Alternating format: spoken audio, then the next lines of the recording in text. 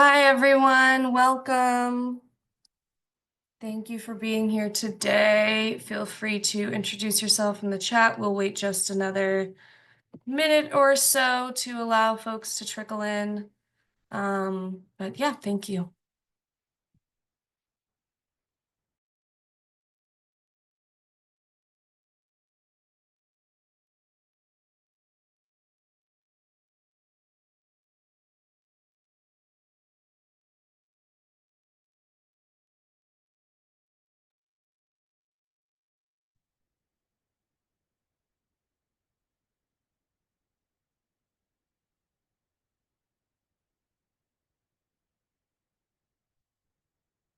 Hi, folks. If you're just joining, we are just about to get started. Feel free to introduce yourself in the chat if you'd like, and we will get right along. So welcome, everyone, to our deep dive webinar on data-driven climate communications, looking into polling on the American perspective on climate policy and really looking at how we can apply that for communications around policy, advocacy, all of those good things related to climate. So we can get started with a bit of an introduction on the next slide. If this is your first time, my name is Kristen Suarez. My pronouns are she, they. I'm the State Climate Policy Network Manager here at Climate Exchange. You can learn more about Climate Exchange and the SCPN at climate-exchange.org/network. On the next slide, Climate Exchange is a national organization focused on passing effective and equitable climate policy at the state level. So the State Climate Policy Network, or the SCPN, is one of our main national programs for supporting that state work. We're a network of over 15,000 advocates, legislators, researchers, government officials, all sorts of folks working in and around state-level climate policy across all 50 states. If it's your first time engaging with the SCPN, you can go ahead to that link that I sent and learn more about what we do. That link will also lead you to recordings and recap articles from past webinars, which are part of our monthly deep dive webinar series, where we delve into a specific topic within the huge arena of state climate policy and invite experts to share their experience and knowledge on the topic through these events, as well as our monthly national SCPN calls, the next of which will be happening at the end of this month. We hope to really create a space for network members to connect on climate policy and really learn from the vast knowledge and experience held within the network. So I will go ahead and send my email in the chat if you're interested in learning more, reaching out to me. On the next slide, a couple ways we can support you and your work, or we can connect you to someone who can. Climate Exchange specializes in tracking and analyzing state-level climate policy, as well as providing connections to experts, advocates, any sort of actors working on similar issues to you.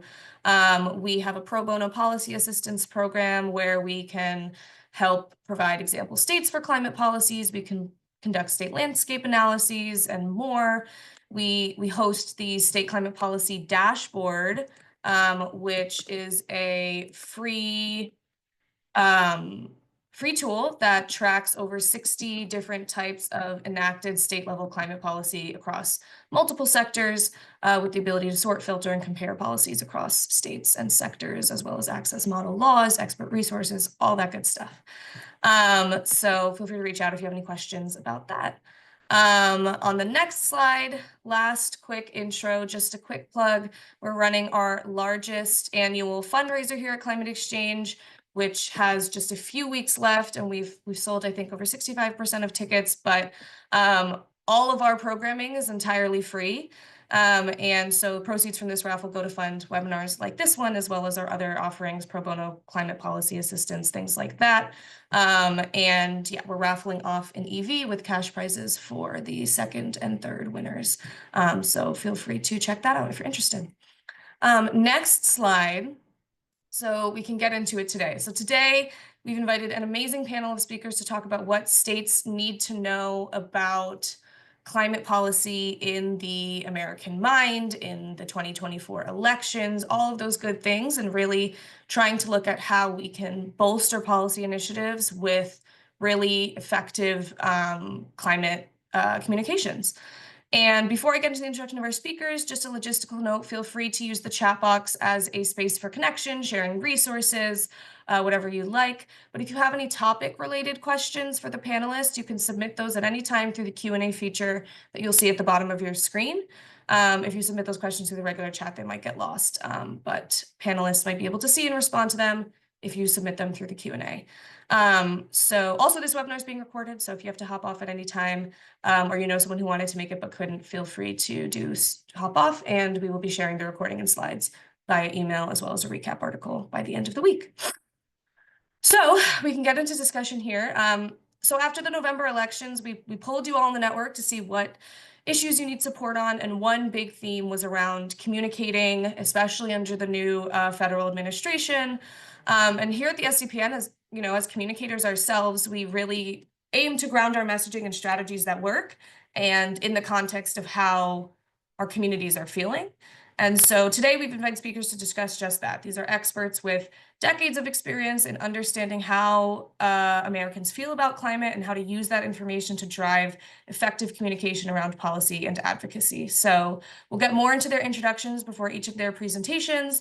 And after they've presented, we'll do a Q&A portion using questions submitted through the webinar. So first we'll be talking about kind of climate change in the American mind. We'll talk about climate change in the 2024 elections and how voters are feeling.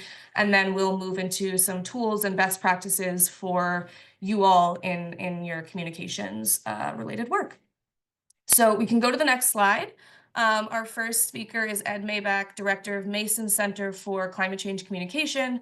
Dr. Maibach is a distinguished university professor and director of Mason's Center for Climate Communication, or Mason 4C. His research focuses on understanding and promoting public engagement in climate change, including as principal investigator of the Yale George Mason Climate Change in the American Mind polling project. So I will hand it over to you, Ed, and we can get the ball rolling. Thanks so much for being here. Kristen, thanks so much for including me in this conversation. I'm really excited to hear what David and Joshua have to say. And I'm actually going to share a little bit of data from a few of the findings from our most recent survey, survey conducted in December of 2024. This is the cover of our politics and policy report, and I'll close with the data from this. But before I do that, just wanted to share three big picture thoughts, things that I am thinking about now and questioning how to put them into use in my own work and the work of my colleagues at George Mason Center for Climate Change Communication. And the first thought is that, despite the extraordinary polarization of the issue of climate change among our elected leaders, perhaps nowhere more so than Capitol Hill, but we see it in plenty of state capitals and local government as well.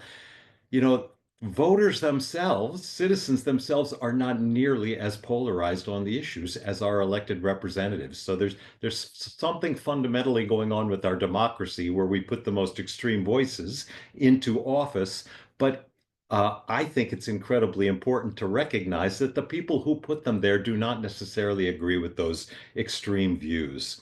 And I am thinking a lot about how do we activate the voices of people in the middle of the political continuum who are largely already with us, not actively so, but passively so. And the question in my mind is how can we activate them, activate that latent potential and get them to express their views about what a better future looks like to them.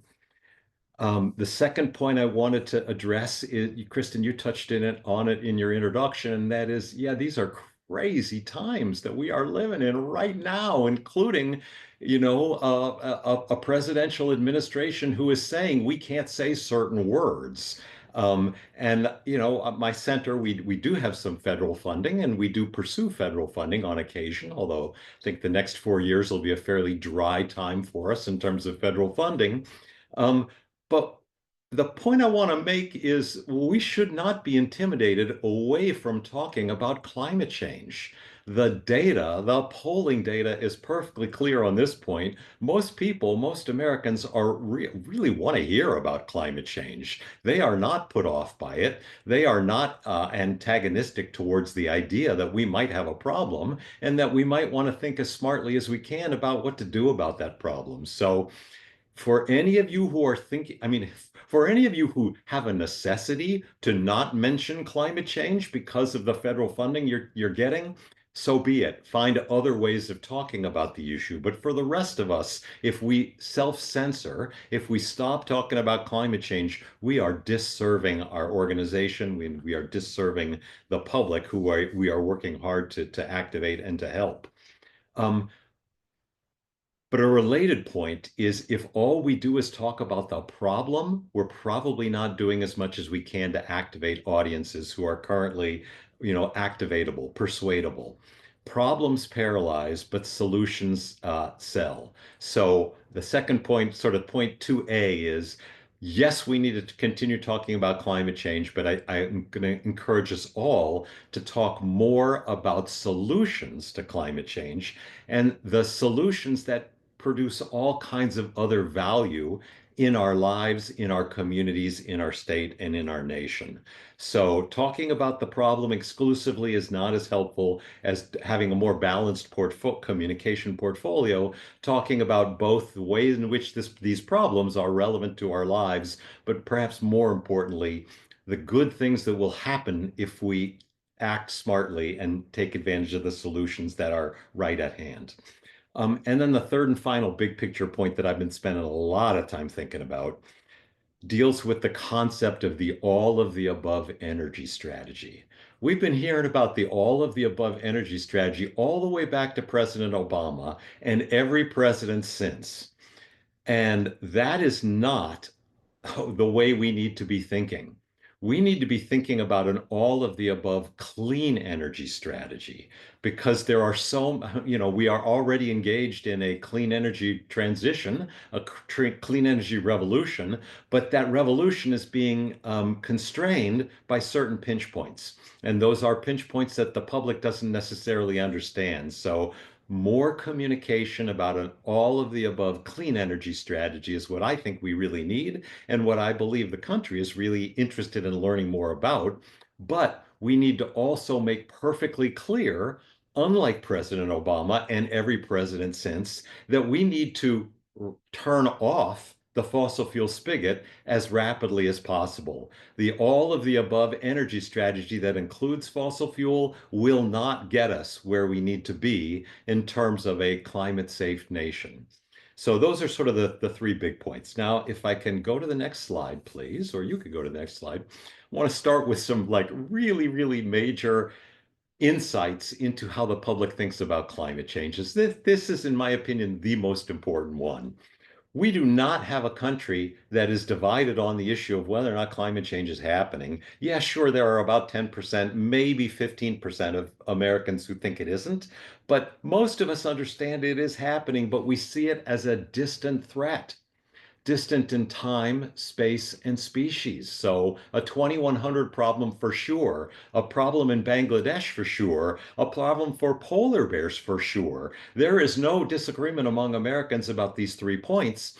But what the science tells us and what we all know is actually climate change is a problem for us now, here in our community, wherever we live, and it's having a whole variety of harmful impacts on us, human beings, people, not just plants, penguins, and polar bears. So the most fundamental thing we need to address in our communication is to bring climate change into the present, into our communities, into people's lives, because all of that is true, and yet most people don't quite get that part yet. If we could go forward to the next slide. When Joshua and my colleagues at George Mason and Yale, when we conduct our climate change in the American Mind surveys, the first question we ask, and by the way, we use the words global warming in our surveys. I could talk about why, but I won't. But before we ask any other questions about public understanding about global warming or public support for policies that will address it, this is the question we ask. What's the first thing that comes to mind when you hear global warming? And so people are giving us their top of mind, open-ended, in their own word responses. If we go to the next slide, the most common response we get is essentially polar bears. It's the environment, it's charismatic megafauna, but usually it's a polar bear. And we all know why that is, because we've all seen images like this so many times associated with media coverage about climate change. But I would contend that this is not particularly a helpful top of mind image for people because, as I said previously, it separates us from the problem. One-third of Americans love polar bears deeply, but none of us love it the way we love our friends, families, and community members. This is not a person. So to have a top of mind association when it is a polar bear or other species, it's not particularly helpful in terms of engaging us. Next slide, please. The next most common association we get are associations with regard to science. Some people actually mention the Keeling curve, which this happens to be, by name. But a lot of people make references to science, how we know about climate change, which is accurate, but it's not particularly helpful um, in terms of a personal connection to the issue. We don't see ourselves as science. Most of us aren't scientists. So references to science are true, but not necessarily useful. Next slide, please. The third most common reference we get in response to that question, what's the first thing that comes to mind? It's references to politics and politicians. And we know because we ask people which party they're in, it's almost always reference to the other. Politicians on the other side of the aisle, the politics of people on the other side of the aisle. So this reference is essentially a negative reference. It's the most common thing, the top of mind reference association for me is the other, those people who I think are taking the country in the wrong direction. Next slide, please. What we see not nearly frequently enough, almost never, in fact, this happens to be a reference that I think of as a reference to the health of my child or to the health of our children. This is the kind of reference that I want us to see more of because the very few people who do make references to the personal relevance of climate change are much more likely to be engaged in the issue, are much more likely to support assertive policy responses, and are much more likely to roll up their sleeves and get involved in advocating for those policy responses. Next slide, please. So I am a communication scientist. I guess actually I'm a public health scientist first. I'm a communication scientist second. And in 42 years in working at that interface, this is the one thing that I've learned with greater certainty than anything else. Public communication can be powerful, but it is almost, when it is powerful, it is because it followed this formula. Simple, clear messages, repeated often by a variety of caring and trusted and caring voices. All of this is subjective, of course. Who we see as trusted and caring, that's completely a subjective call on our part. But the people who we do see as trusted and caring, and I'm going to share with you in a moment some data about who the American public sees as trusted. But this is the way we win by having, despite the complexity of the issues of climate change, we need to find ways of making it simple. We need to find ways of making sure that our simple messages are repeated often. And we need to activate as many trusted and caring voices as we can to be the carriers of our simple, clear messages. Next slide, please. So, what are those simple, clear messages? Well, our research with the climate change in the American mind data shows that, of course, the most important factor in determining how Americans think about climate change is where they fall on the political spectrum. That is just the reality of the situation. But the second most important factors are what I call 6 key facts or 6 key truths about global warming, and they can be expressed in 12 words. That's how simple these ideas are, that it's real, climate change is happening, that it's us, human activity, burning of fossil fuels and burning of the world's forests are the primary causes, that despite what anything you've heard, that there's no disagreement among the experts. All of the experts understand that these activities, burning of fossil fuels and deforestation, are causing the climate change we are experiencing. That it's bad, it's harming us in a variety of different ways. As I said, I'm a public health professional, so my own narrative tends to focus on the ways in which it's harming our health.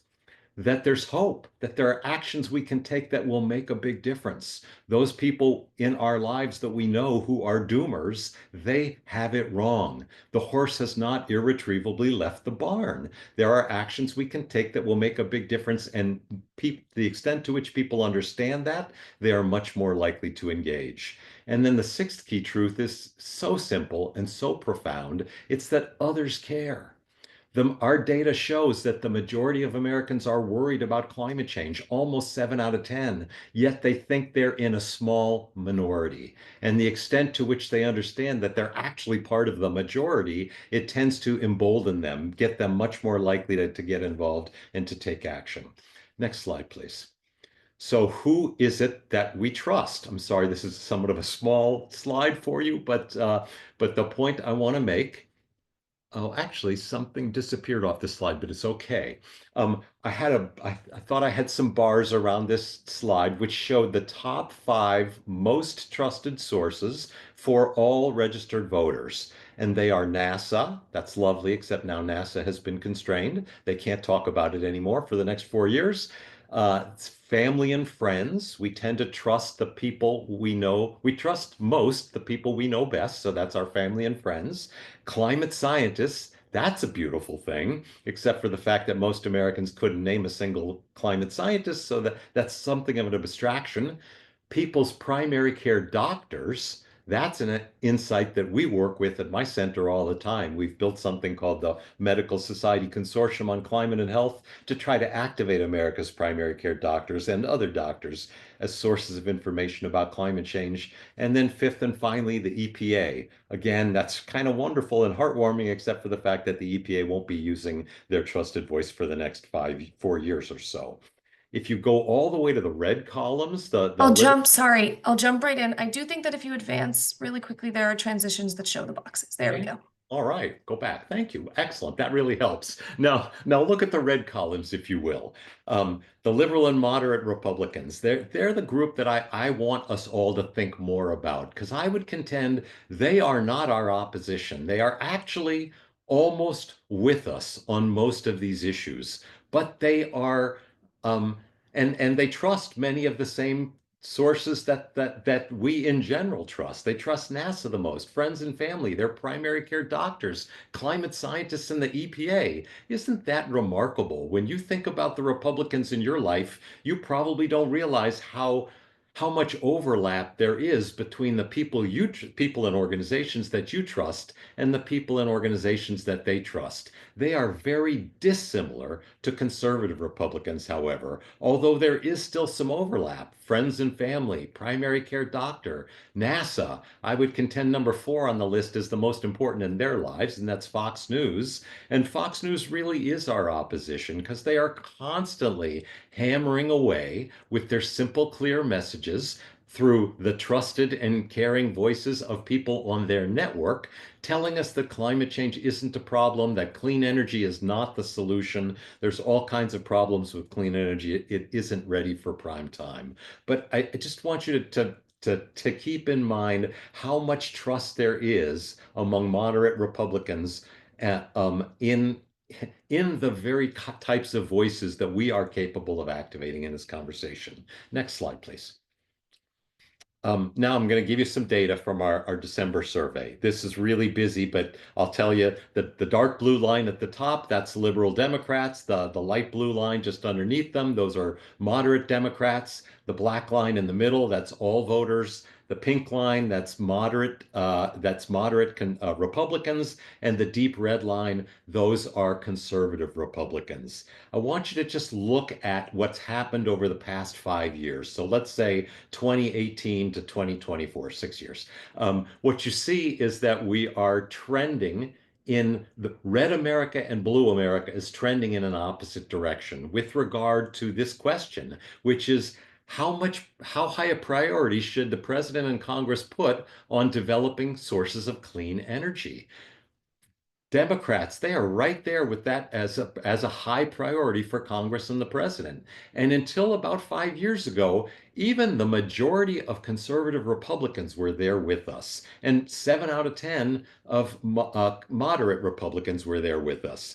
Because Fox News has been hammering, Fox News and other conservative media outlets have been hammering so relentlessly against clean energy for the past 5 or 6 years, you can see that it's really having an impact. But you can still see that almost half of conservative Republicans fundamentally are there with us, that this should be a priority for our president and our Congress. And I think that's really good news that potentially suggests to us that we should be focusing a lot more of our energy on reaching, having a dialogue with moderate Republicans. Next slide, please. This is another one that's going to be tough for you to see, but the reason why I'm showing this slide, this is support for a variety of different, what we consider to be climate-friendly policies. The one on the top is just leaves me gobsmacked every time I see this data, because even 3 out of 4 conservative Republicans support the proposal of providing federal funding to help farmers improve their farming practices to protect and restore the soil so it absorbs and stores more carbon. That, I never would have seen that coming until we had actually asked this question for the first time. But we've asked this question a half a dozen times now, and this is one proposition that virtually all Americans agree would be a good idea. Better farm policy, which is relevant, by the way, because we're still waiting on the ag bill to come through. But now, if you go down the page, you see a whole variety of other policies. We pretty quickly lose the majority of conservative Republicans, but we maintain the majority support among moderate Republicans. They'd like to see us fund more research into clean energy, such as solar and wind power. They'd like to see us set strict limits on methane emissions from oil and gas production. They'd like to see us regulate carbon dioxide, the primary greenhouse gas, as a pollutant. I'll go all the way down to the second to the bottom, just to make a point that is a point I want to close on in a moment. Where we lose the majority of moderate Republicans is this notion of transitioning to a 100% clean energy economy. We still do have 4 out of 10 of them, and we have a quarter of conservative Republicans who think that's a good idea, versus virtually all Democrats, 94% of liberal Democrats and 88% of moderate Democrats. This is the point that I was trying to make before. We have strong support for clean energy across the political spectrum, but we really lose Republicans with the idea of beginning the process of dialing back and eventually ending completely our reliance on fossil fuels. Next slide, please. This is the slide I want to close on. So in our most recent survey, we asked people essentially, do you think that the US should be using more or less of the following types of fuel as we go forward? I won't dwell on all the details here. I'll simply say that many more Americans are sold on the desirability for us to scale up our use of renewable energy. And it goes all the way through, as I said before, the sort of the light pink column. We get a 40 percentage point net gain on those moderate Republicans who think we should be scaling up clean energy as opposed to using less or keeping it where it is. The same isn't true with regard to fossil fuels. So we still see a lot of support among Republicans for scaling up, continuing to build up our fossil fuel capacity. That is a really important challenge for us to address. Convincing the public that the more we do that, the more we are harming ourselves right now, and the more we will be harming our climate going forward. So I think I want to close there, turn it over to David, because I know David's got a whole lot more data and a whole lot more elaboration, which I'm pretty confident will help to drive home some of these points that I've been trying to make. Thanks so much, Ed. That's a lot of information and not a lot of time, so I appreciate that succinct presentation. Lots of good Good stuff there. And these slides will be in your hands, audience, by the end of the week, so no worries if you didn't catch it all.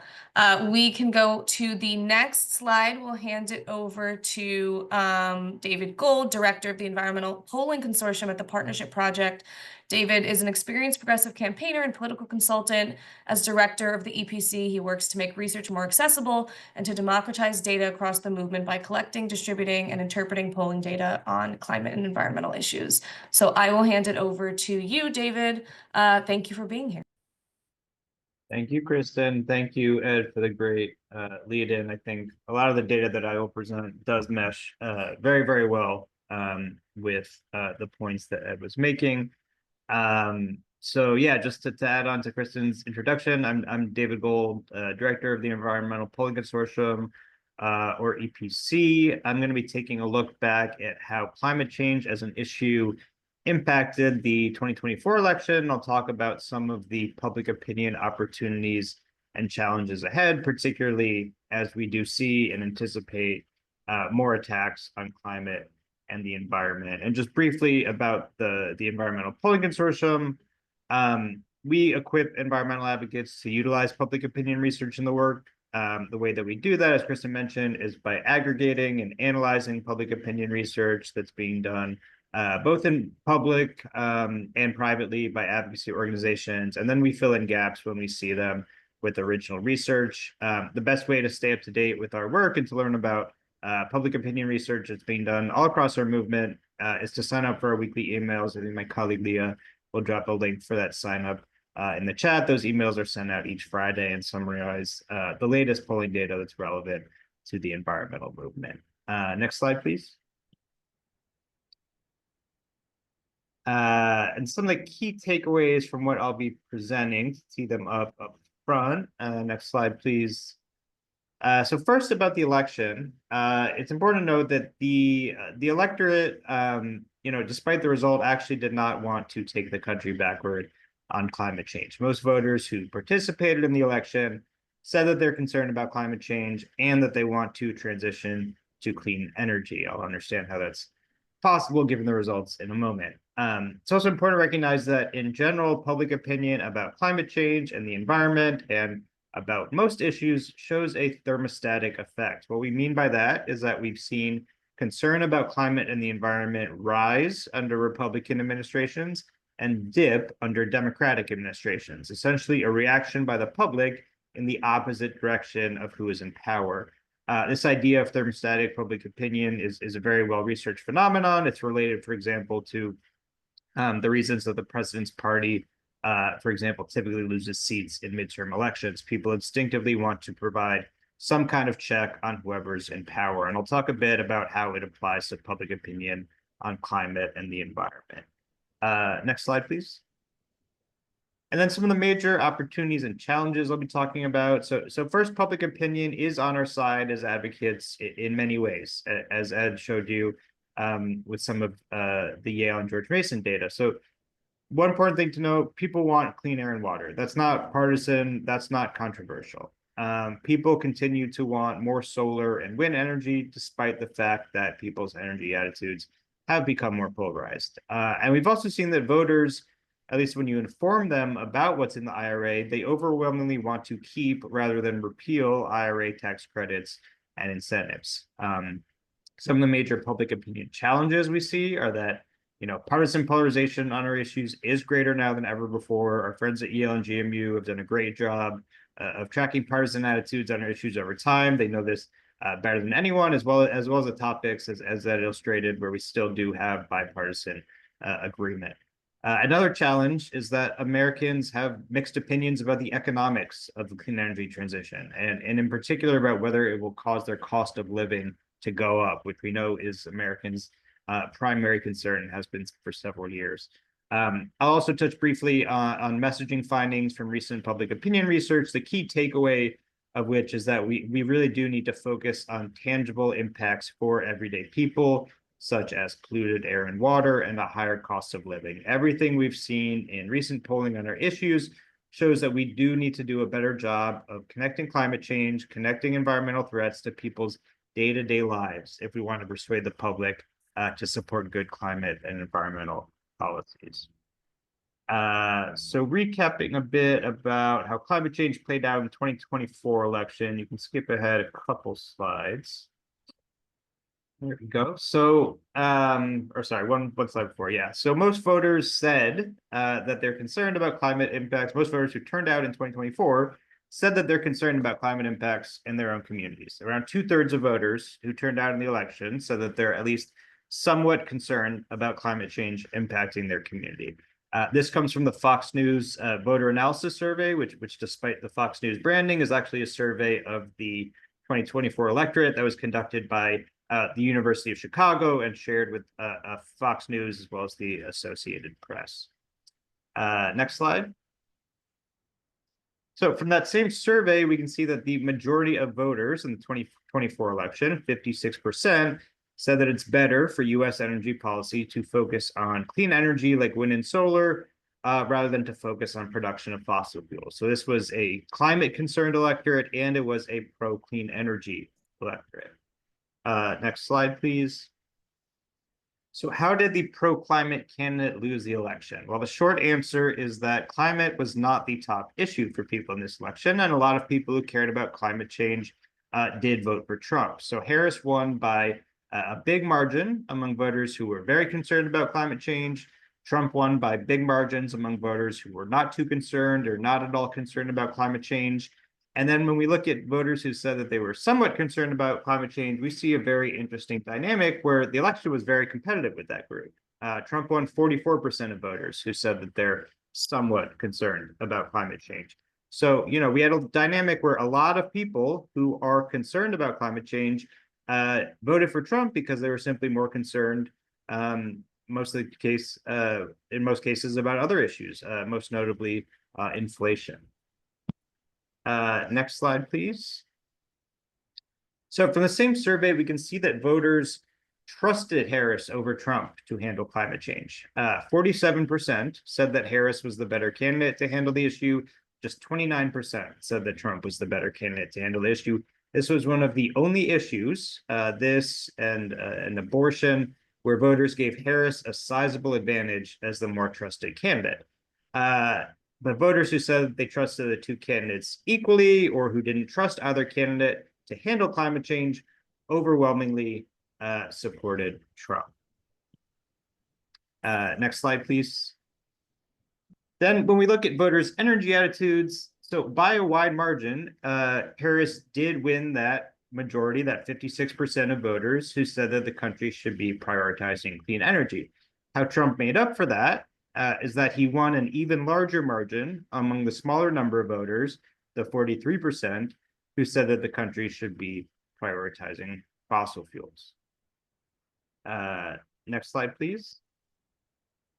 So I think the most important takeaway from all of this is that, you know, we should not assume that Trump voters are climate deniers. Many of them were cross-pressured and voted for Trump despite concerns about how he would handle climate change. And in total, 4 in 10 Trump voters said that they are at least somewhat concerned about climate change impacting their community. There certainly are Trump voters who deny the reality of climate change, but you know, as Ed showed, it is an exceedingly small percentage of the country, maybe 10%, who really deny that climate change is happening.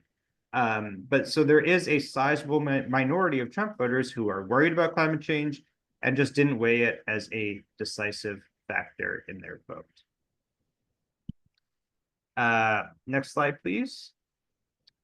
So I'm going to talk about, with the current political reality that we have now, what are the key opportunities and challenges for the climate movement in the US in terms of public opinion. Next slide, please. So one really clear opportunity for us is that everybody wants clean air and water, and virtually everybody sees it as the government's job to protect clean air and water. That includes about 3/4 of Republicans who say that that is a federal government responsibility. There are a lot of things that Americans say maybe industry could handle this better, like maybe healthcare, maybe local government could handle this better, like education.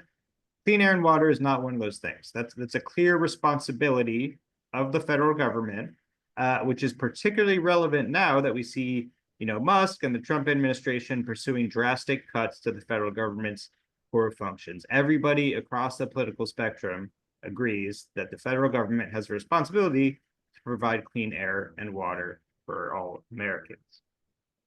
Next slide, please.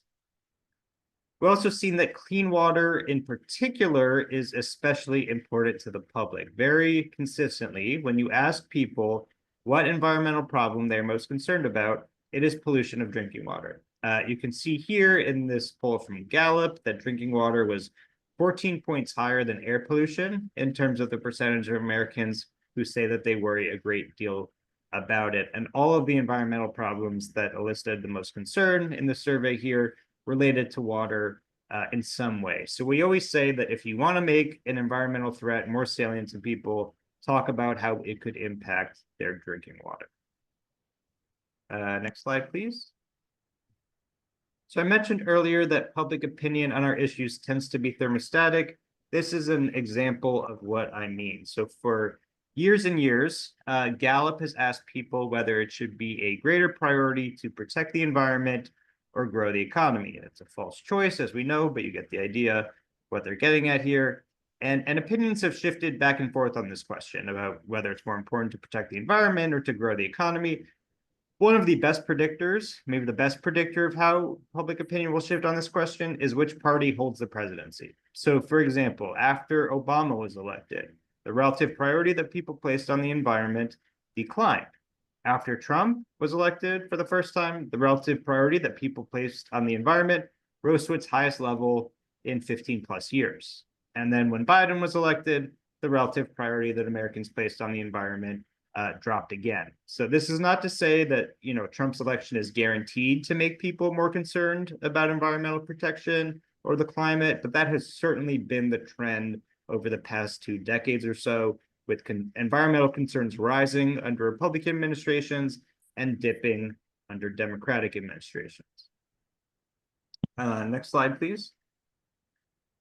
So another opportunity for our movement is that the durable majority of Americans say that the country should prioritize clean energy over fossil fuels by about a 30-point margin, 64%, 35%, the last time that Pew asked this question last year. And Democrats have been very consistent on this question. About 9 and 10 say that we should be prioritizing clean energy. That's not really a figure that fluctuates.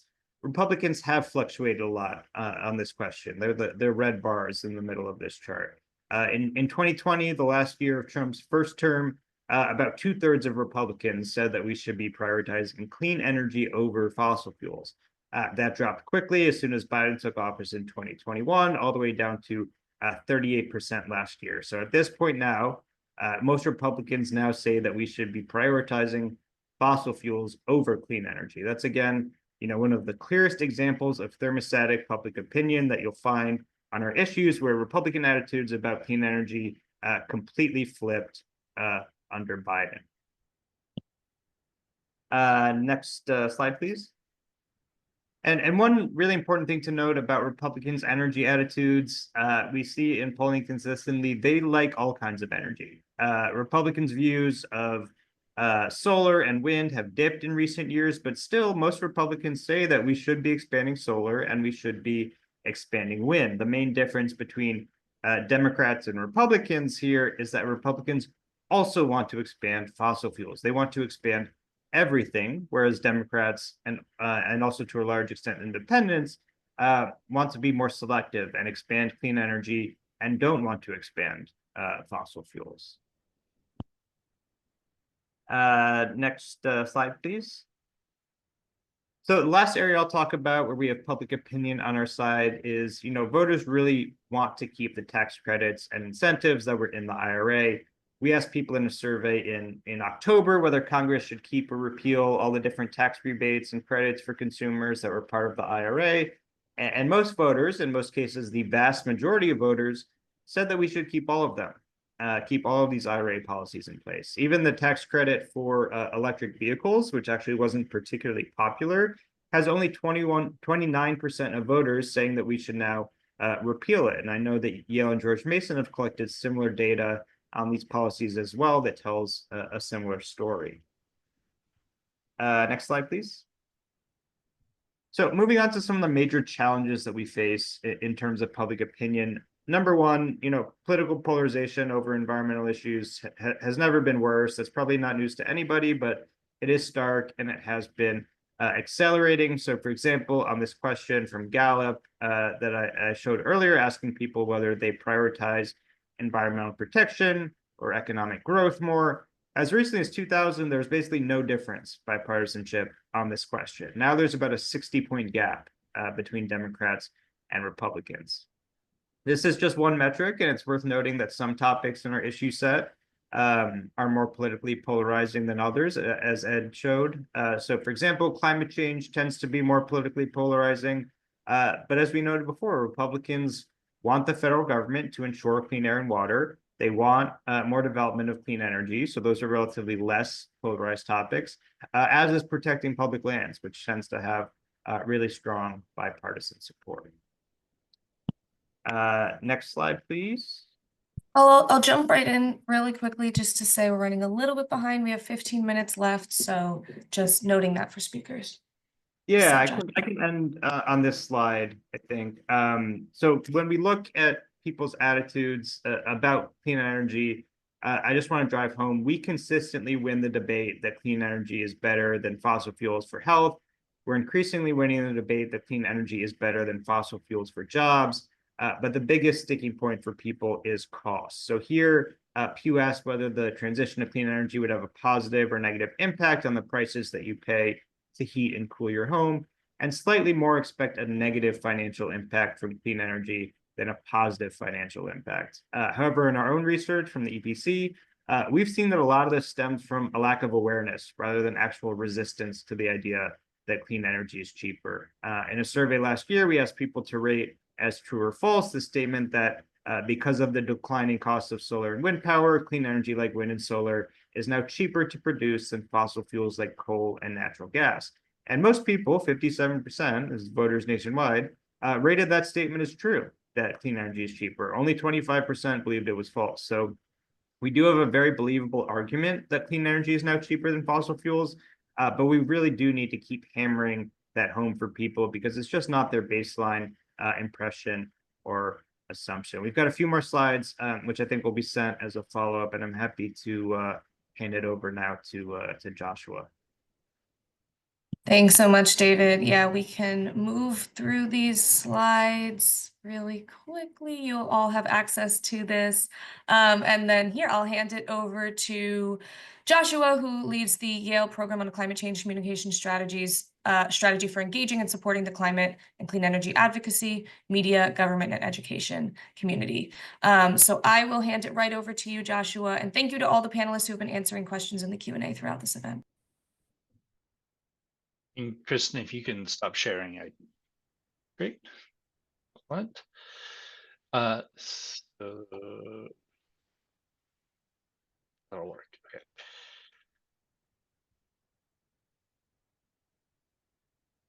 Y'all are seeing my slides and not my notes? Great. Yep. Okay, excellent.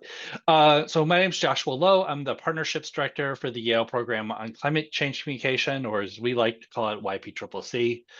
We have the pleasure of being part of this community of people who are thinking about climate change communication, along with our close partners at GMU, who do amazing work, and the people at EPC who also do amazing work. I'm based in Washington, D.C. So really, I think a lot about how do we take this work and build public and political will for climate action through transformational organizing and strategic climate communication. These are necessary in order for us to be able to pass the policies to change behaviors in order to drive down carbon pollution. And so public will, that's the public's recognition of an issue and their willingness to take action to do something about it. And then political will refers to government officials, especially those that are elected, their willingness to take action to address these issues. And really, as people who work in this space, we need to be building public will working to build a movement that translates that public will into political will, and then driving using advocacy and other tools in our toolbox to turn that political will into policy, into those wins, and working with government and business to turn that into scaled behavior change that meets the moment that we are in. So the first rule of any communications is to know your audience, and that's one of the reasons why it's so good that you were hearing all those numbers from Ed and David. They're a great picture of who the American public is and all of its complexity. We have a few tools to do some stuff that I'm going to talk a little bit about, but the first thing to remember is that your audience will not and may not need to think about climate change in the way that you do. I might have gotten involved because I really love moose.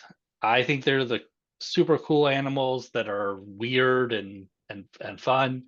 But other people might get involved because they care deeply about their children, or because they want a job. And they get involved in different ways. And we really need people, a variety of communication that recognizes that people are different and are going to be engaged in different ways. So when you're thinking about your audience, think about what you need them to do, where they're at, and that can be a big step forward as you design your communications. People don't always think about climate change in the same way across the country. So we developed the Yale Climate Opinion Maps using the data that GMU and Yale collected to downscale that to the local areas to be able to give you a picture of where people are at in the communities that you're working in. And we also put those into fact sheets, which are super helpful if you're going to meet with a policymaker, because it turns out that most policymakers underestimate how much support there is in their constituencies for climate action. And that may be, one of the questions in the chat was about how much, why is there this disconnect between elected officials and their constituents? One of it is they just don't know how much public support there is. That's on both sides of the aisle. We also have developed Global Warming 6 Americas. We could talk about the 6 Americas for hours and hours and hours, but we don't have that time. What I would be paying attention to is the fact that the alarmed is more than twice as big as the dismissive. The alarmed are those people who care about climate change. They think it's real. They think it's happening now, and generally supportive of climate solutions. They aren't necessarily taking action.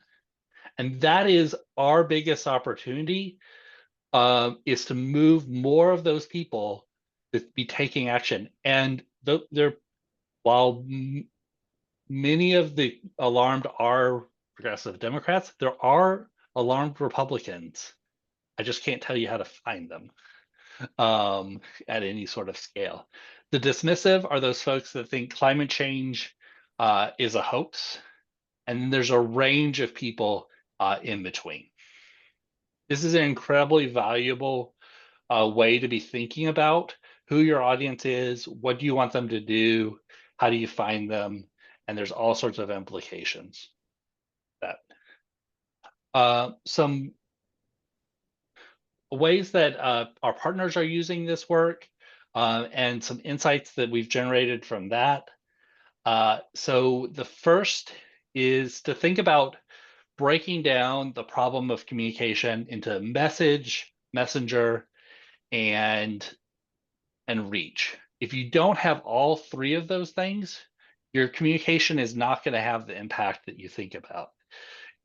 We oftentimes, as progressives, think about, oh, what's the perfect message? And that matters. But it matters a lot whether you're getting out there, doing the communication, knocking on the doors, and having conversations with real people and your target audiences. Trusted messengers are crucial. Just like Ed was talking about, engaging medical professionals. Those are a great one. One of the best examples of this is our friends at the Wild Center in upstate New York, in Elise Stefanik's district in a conservative part of New York. They highlighted a variety of stories of local people taking action on climate change in their climate solutions exhibit, because it gave many people a variety of entry points into the conversation.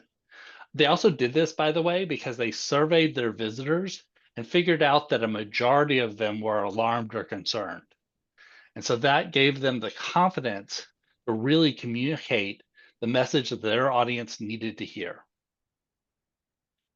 Moving on to message, our friends at Potential Energy did this research, and they did this across many countries, but this is also true for the United States. The reasons why people care about taking action on climate change, we oftentimes, this actually really pains me because I did a lot of work on green jobs as an organizer. But the reasons why people do this is extreme weather and to protect the planet for future generations. Those are the messages that generate the most lift. And then it's really important to connect the dots. You might be able to guess what this is, but it gets a lot clearer if there's the, you connect those dots.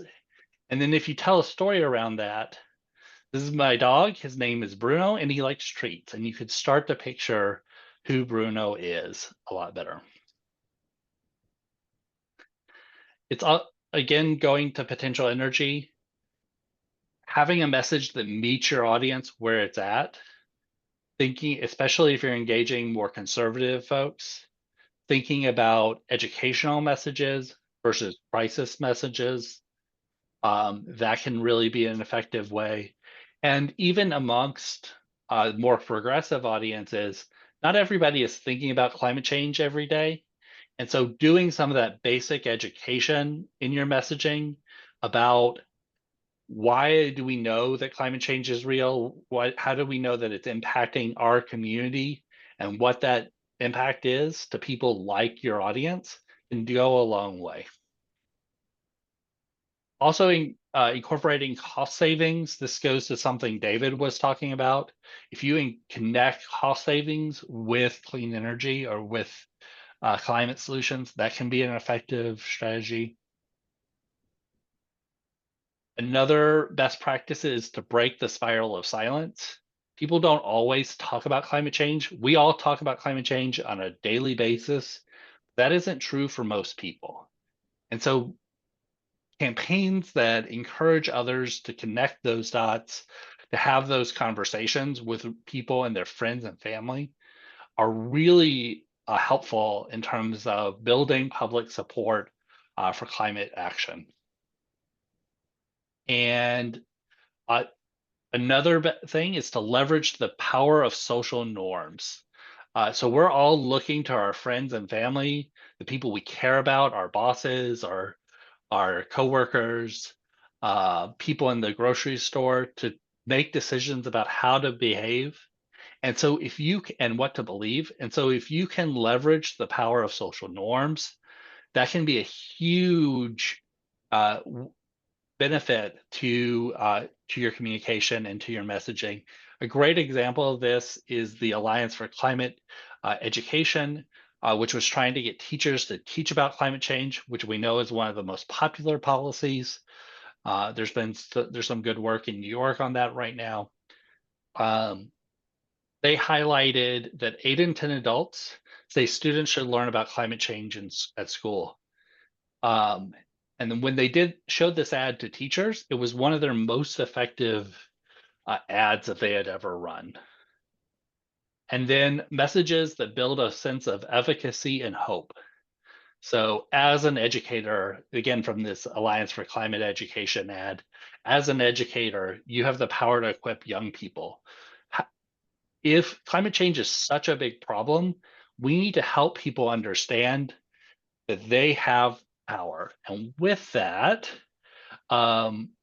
I will wrap up because I think we're about out of time, and stop sharing my screen.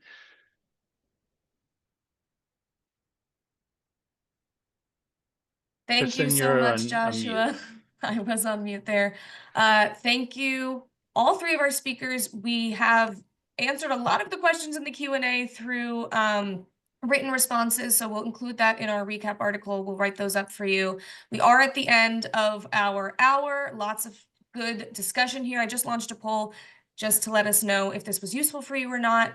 And I also just want to add something which has been discussed in the Q&A and touched on by our presenters, which is, of course, there's public opinion on climate change, and of course, there's political will on climate change. And just because, and of course, it's amazing, a lot of Americans agree on these issues and are concerned about climate change.